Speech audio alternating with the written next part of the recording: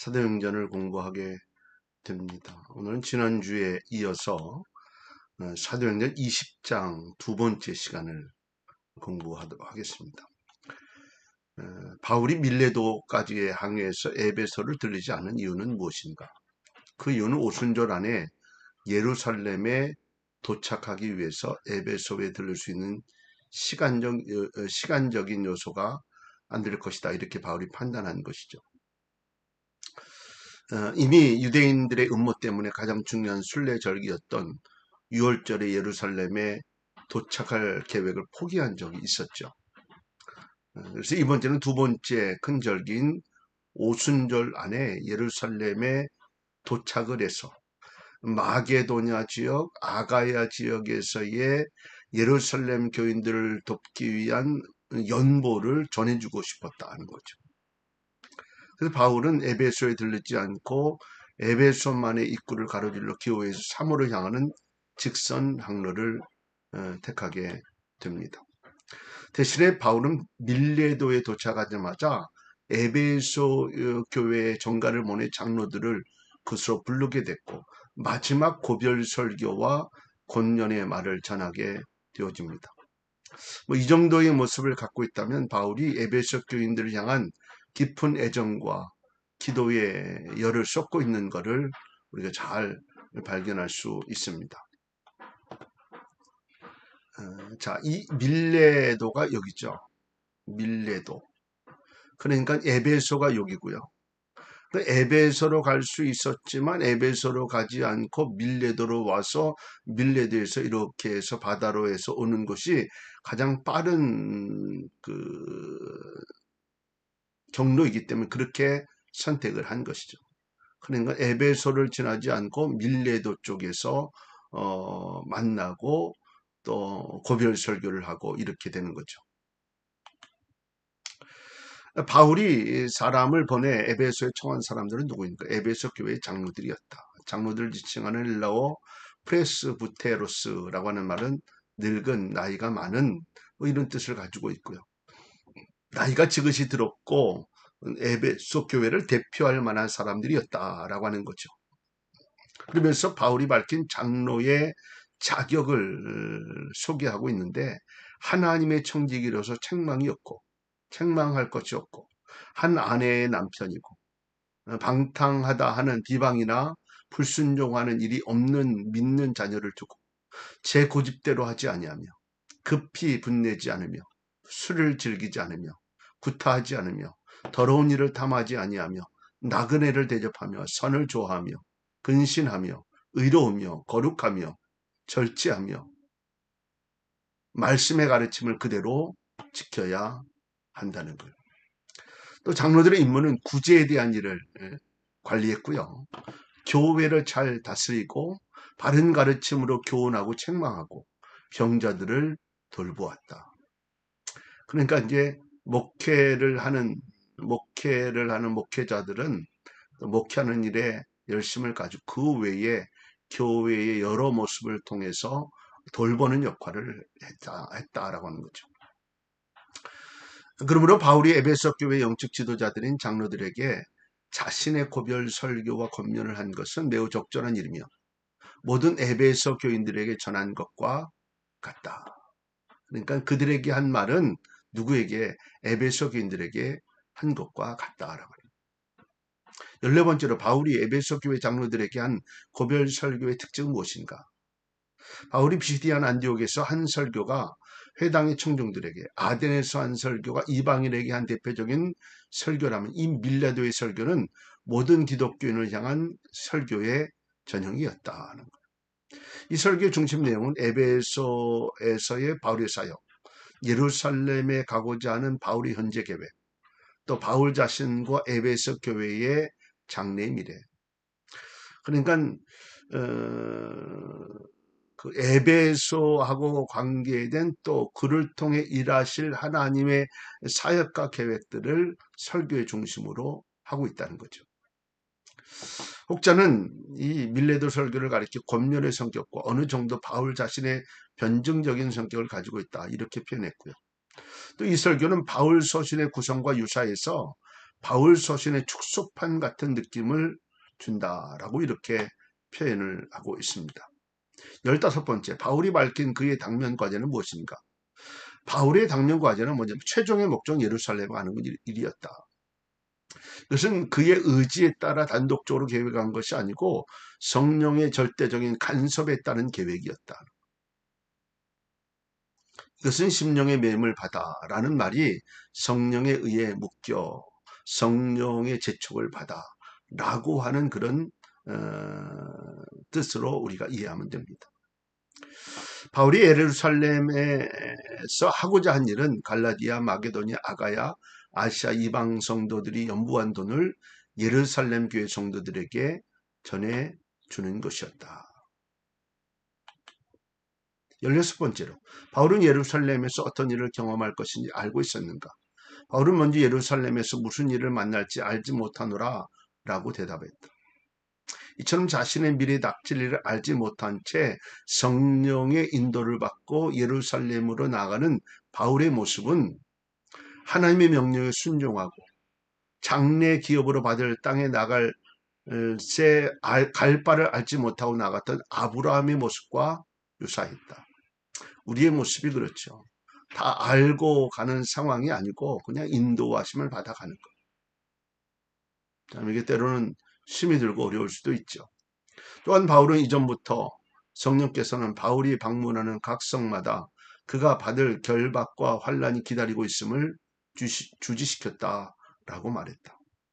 이 말씀은 아마도 두로와 가이사라에서처럼 예언하는 자를 통해 그에게 전달되었거나 그에게 성령의 감동하심으로 깨닫게 해주셨을 것이다.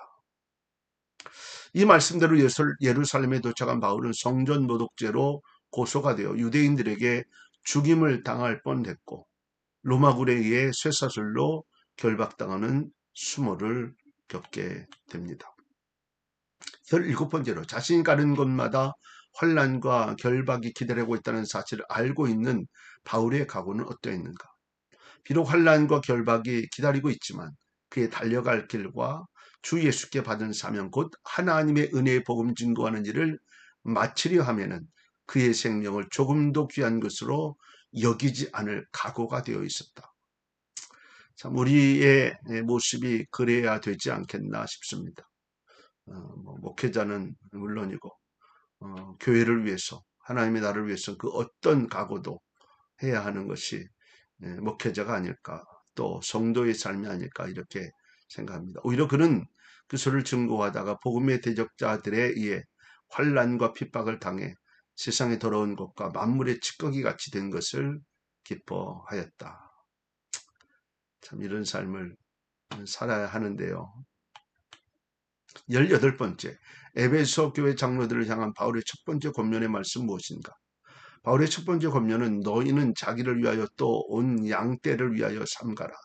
이 삼가라는 말은 주의를 집중하라, 전력하라, 관심을 가지라니. 이 에베소 장로들에게 경각심을 불어 넣어주는 것은 그가 떠나게 되면 에베소 교회가 여러 가지의 모습으로 박해에 시달리게 되어지고 배교의 모습이 있어질 것을 예견하고 있는 것이죠. 19번째로 바울은 에베소 교회 장로들에게 그들의 사명이 무엇이라고 일깨웠는가? 바울은 성령이 저희 가운데 너희로 감독자를 삼고 하나님이 자기 피로 사신 교회를 치게 하셨느니라 라고 이렇게 표현합니다. 감독자라고 하는 표현은 조사자, 감시자, 수호자라고 하는 말로 당시에는 장로나 목사와 같은 의미로 사용되었다. 이들의 사명은 교회를 감독하고 하나님의 약물인 교인들을 하나님의 말씀으로 깨닫게 하고 가르치는 일을 했다. 바로 이들이 그런 일을 에베소의 장로들이 바로 그런 일들을 해야 한다는 것을 강조하고 있는 겁니다. 20번째로 하나님이 자기 피로 사신 교회란 무슨 뜻인가? 독생자 예수 그리스도를 십자가의 대속물 인간들이 지은 죄의 속전으로 지불하고 사신 교회, 핏값으로 사신 예수 그리스도의 핏값으로 사신 교회가 바로 세워진 것이 바로 교회다. 교회는 에클레시아, 외형적인 건물이나 조직을 가리지 않고 회중, 하나님의 부르심을 입은 성도들을 가리킨다. 이 교회는 두 가지의 모습이 있어요. 외형적, 내형적. 그 얘기는 그러니까 보여지는 유형적, 무형적. 유형적은 교회, 보여지는 교회고요. 또 하나님께 부르심을 입은 성도들이라는 무형의 모습을 또 교회로 이야기할 수 있습니다. 21번째로 바울은 자신이 떠나게 되면 에베소 교회에 어떤 일이 발생할 것이라고 권고하는가. 두 가지 일이 발생하려 여기는 첫째는 흉악한 일이가 에베소 교회에 들어와서 그 양떼를 해칠 것이다. 이 권고는 흉악한 일이와 같은 거짓 선지자들이 에베소 교회에 들어와서 성도들을 해치고 복음을 대적하게 될 것이다. 두 번째는 교회 내에서 자기를 쫓게 하려고 어그러진 말, 복음을 곡해하고 성도를 그릇된 길로 인도하는 말을 하는 사람들이 일어날 것이다. 이런 권고를 하고 있습니다.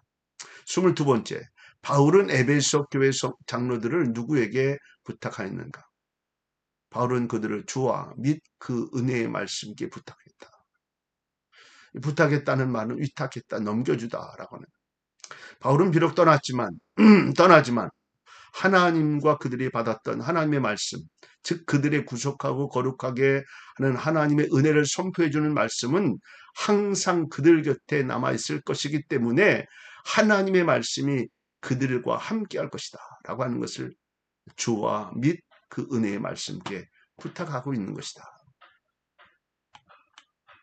23번째로 에베소 교회 장로들을 향한 바울의 마지막 권면의 말씀은 무엇인가? 바울은 에베소 교회의 영적 지도자들인 장로들에게 먼저 하나님의 백성을 돌보는 자는 먼저 은이나 금이나 의복과 같은 물질적인 보답을 바라는 마음을 가져서는 안 된다.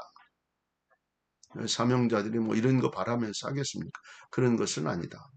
계속해서 그는 사무엘이 사사로서의 직무를 끝마치려 할 때 온 이스라엘을 증인으로 불러 세웠듯이 에베소 교회 장로들에게 스스로의 노력으로 자신과 동료들의 쓸 것을 벌었으며 약한 사람들을 도와주었다. 이렇게 증거하게 되어집니다.